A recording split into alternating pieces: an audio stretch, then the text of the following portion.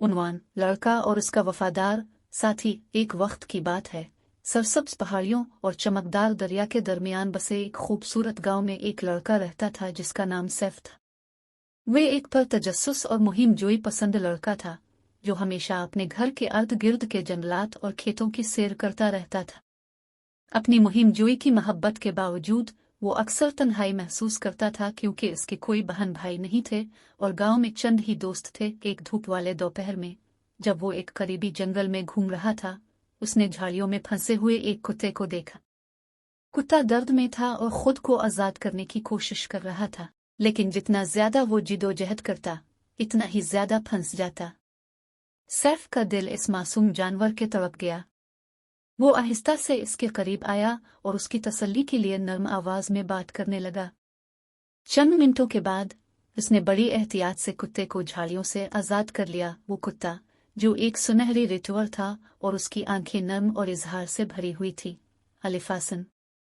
सैफ ने इसका नाम मैक्स रखा। इस दिन से सैफ और मैक्स एक दूसरे के बगैर नहीं रह सकते थे। वो दिन भर जंगलात, खेतों और चमकदार दरिया के किनारों की सैर करते थे। मैक्स हमेशा अलिफासन के साथ रहता था, किसी भी मुहिम जोई के लिए तैयार। जैसे जैसे मौसम बदलते गए, उनका ताल्लुक और मजबूत होता गया। सर्दियों में वो बर्फ में खेलते, स्नोमैन बनाते और एक दूसरे का पीछा करते, यहाँ तक कि दोनों थककर चूर हो जाते। बहार में वो घास के मैदान में लेटकर बादलों को देखते और परिंदों की चहचहाहट सुनते। गर्मियों में वो दरिया में तैराकी करते और धूप की तपिश से बचते। और खिज़ां में वो जंगल की सैर करते और रंग बिरंगे पत्तों के बदलते रंगों को देखते। एक दिन जब वो एक नए जंगल की सैर कर रहे थे, सैफ और मैक्स ने एक पुराना तर्कशुदा दरख्त का घर देखा।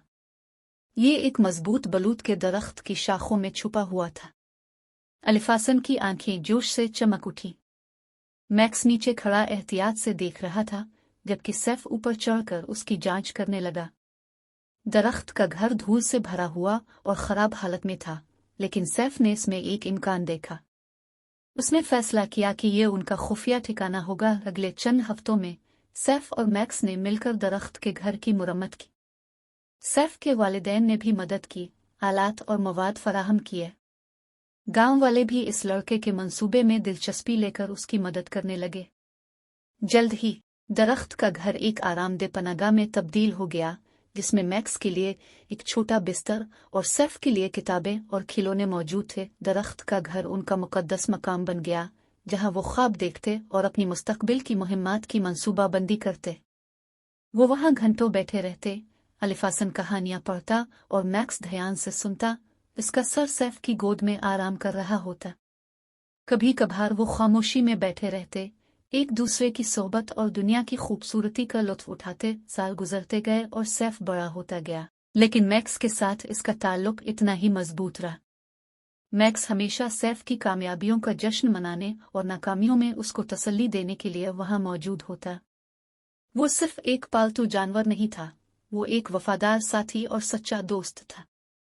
साल गुजरते गए और सैफ बड़ा होता गया, लेकिन मैक्स के साथ इसका ताल्लुक इतना ही मजबूत रहा।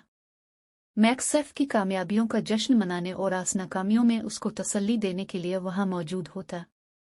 वो सिर्फ एक पालतू जानवर नहीं था, वो एक वफादार साथी और सच्चा दोस्त था। जब सैफ कॉलेज गया तो ये दोनों के लिए मुश्किल था, लेकिन हर छुट्टी के मौके पर सैफ घर वापस आता और मैक्स हमेशा इसे खुशी से खुश आमदीद कहता। वो अपने पुराने मकामात पर दोबारा जाते, अपनी मुहिम्मात को जिंदा करते और दरख्त के घर में घंटों बैठकर ज़ाय वक्त की तलाफी करते। जैसे जैसे वक्त गुजरता गया, मैक्स बूढ़ा होता गया, इसका मुंह सफ़ेद हो गया और कदम सुस्त पड़ गए। सैफ, जो अब बालिग था, अपने वफादार दोस्त के साथ गुजारे हुए हर लम्हे को कीमती समझता था। एक खुनखिज़ां के दिन जब वो दरख्त के घर में इकट्ठे बैठे थे, मैक्स ने एक आखिरी बार अपना सर सैफ की गोद में रखा और पुरसुकून होकर हमेशा के लिए सो गया। सैफ का दिल टूट गया, लेकिन इसे मालूम था कि मैक्स ने एक मुकम्मल और खुशगवार जिंदगी गुजारी थी। सैफ ने मैक्स को बलूत के दरख्त के नीचे दफन किया और कब्र के अर्द गिर्द जंगली फूल लगाए, इस बात को यकीनी बनाते हुए कि यह जगह खूबसूरत और पुरसुकून रहे।